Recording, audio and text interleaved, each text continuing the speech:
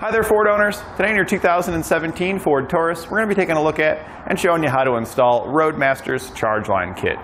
Installing a charge line kit on your vehicle is going to ensure that your battery stays topped up when flat towing behind your motorhome. And this is really important because if you're going on extended long trips and your battery goes dead, it may not activate the braking system that's in your vehicle here, which could hinder your stopping performance. So keeping this topped up is going to ensure that your braking system is going to activate and you're going to be able to hop in your vehicle once you get to your destination and fire it up with no issues.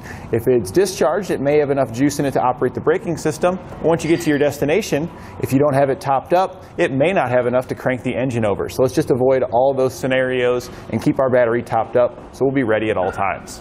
You'll receive all the wiring and circuitry that you'll need to get this installed. So if you follow along with us, it's a pretty quick and simple installation. It won't take us very long, and it'll give you the confidence you need to do it at home.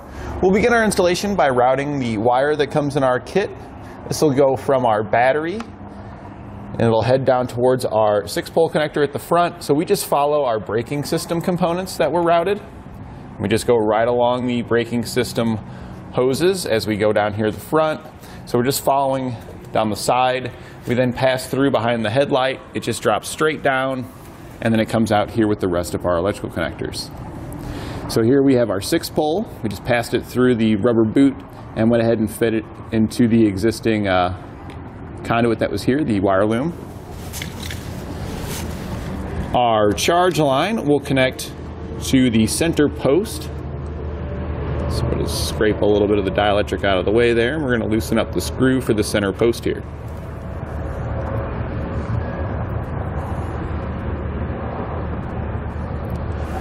We've got that loosened up. We can go ahead and strip back this wire.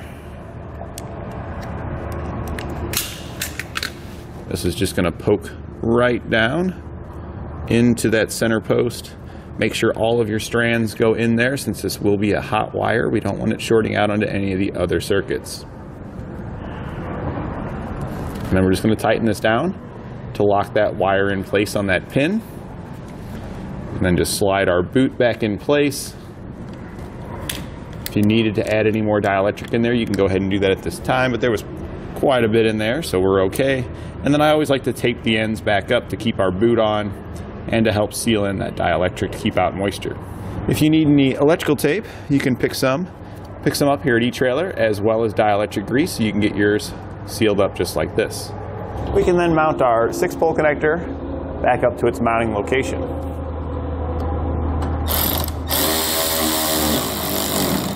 Next, we need to mount our circuit breaker.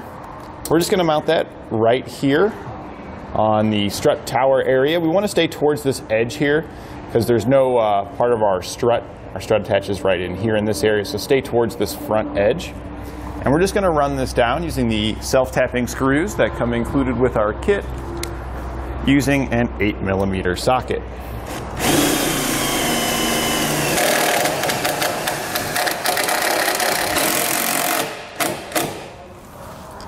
I like to leave that one just a little bit loose, put it into the position that I want it in, and then snug it down. Then we'll just grab our other self-tapping screw and put it in over on the other side. So now that we've got our circuit breaker mounted up, we'll take our wire, and the wire where it goes to our connector at the front will hook to our bronze post that's labeled battery. And you might be thinking, well, hey, this is our battery. Why aren't we hooking that side to it? That's because our battery is going to be charged by our motorhome. So our power source is actually going to be our motorhome, and our battery is the load that's going to be getting charged. So we're going to cut this to length, about there. Save the rest of your wire because we're going to use that to make the connection to the battery. We'll strip back this end, and we're going to put one of these small ring terminals that comes in our kit on it. And we're just going to crimp this wire into place. We can then remove the nut here on this post. We'll slide our ring terminal on,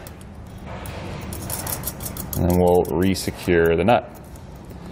The wire that we had just cut, we're then going to strip back each end, and you'll have 2 ring terminals left. We're going to put the small one on one side and the larger ring terminal on the other side. Just crimp those on. So we've got our wire crimped up here. If you need to trim the length, you can do that as well, but I do like to leave some excess for future repairs and things like that, so I didn't really trim mine too much here. We're just lifting that up. We want to hook it to our circuit breaker side first, because once we hook to the battery, this wire's live and we don't want to cause any shorts on accident. So we're going to remove the nut from the silver post, place our small ring terminal on the silver post, and then we'll re-secure that.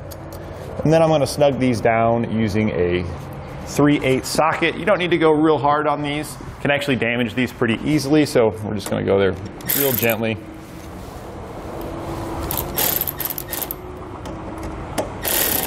Just get a little extra, make sure it's snug.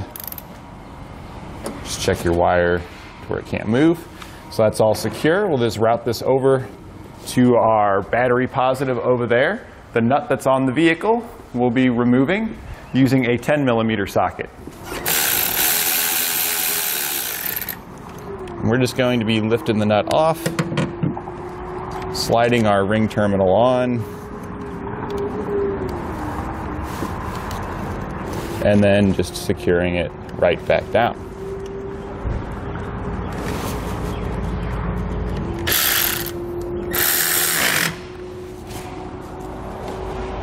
Now that we've got everything connected there, you do get some wire loom in your kit, so we can run that along our wire to help hide it and give us a more pleasing look. It'll also help protect your wire against any nicks that can occur.